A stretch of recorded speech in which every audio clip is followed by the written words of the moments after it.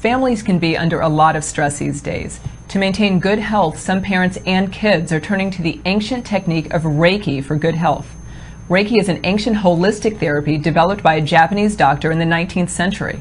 It involves placing the hands on or near different parts of the body with the aim of healing the mind, spirit, and soul. Joining us today to talk about this method of relaxation is Reiki Master Bonnie Hassan. With her is a Reiki student and parent, John Burton. Welcome, John and Bonnie. Hi, how are you? Good morning. Good morning. So Bonnie, let's start with you. What exactly is Reiki? Reiki is a Japanese technique for stress reduction, relaxation, and healing. And the premise behind it is that the practitioner is a channel for an energy that comes from a higher source. So whether you call that God or universal energy, we're working to be the channel for that energy, and it goes to the person that we're working on based on what the person needs. And it works on mental, physical, emotional, and spiritual levels to provide the client with whatever kind of healing they most need at the time that we're there. It seems like this is a lot of human touch. Is this really a physical treatment, or is it really a mental treatment?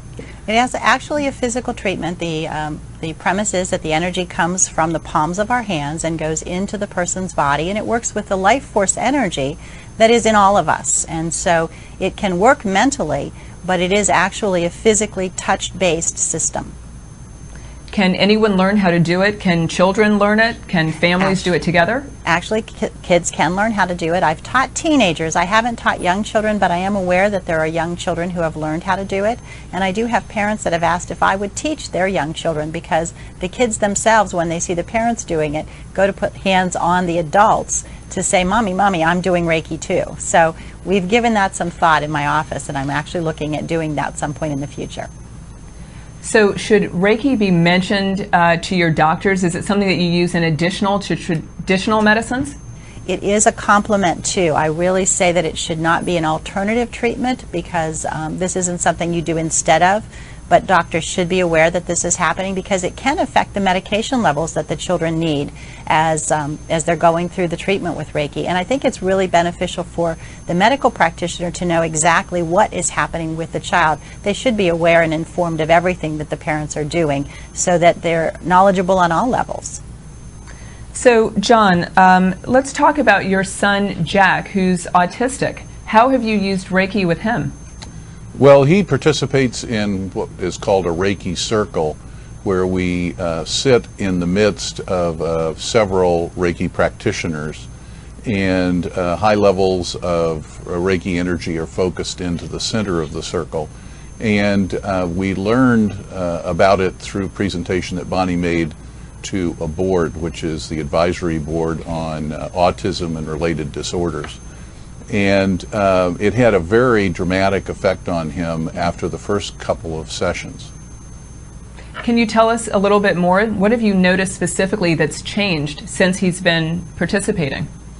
Well, the dramatic initial effect was autistic spectrum children have a tendency, when they're verbalizing, to parrot or sort of do TV speak.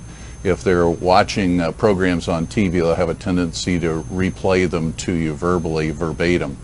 And that was about 80% of the content on my son's speaking at the time he started, and almost immediately that ratio reversed, and he started more appropriate discussions using age-appropriate vocabulary, and the whole context of his conversations changed just overnight.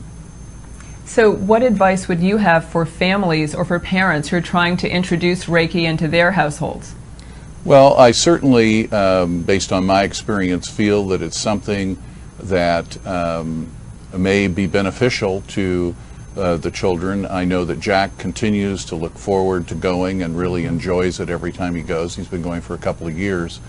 So it's one of those things that certainly can do no harm, and it seems to me would be worthy of a try.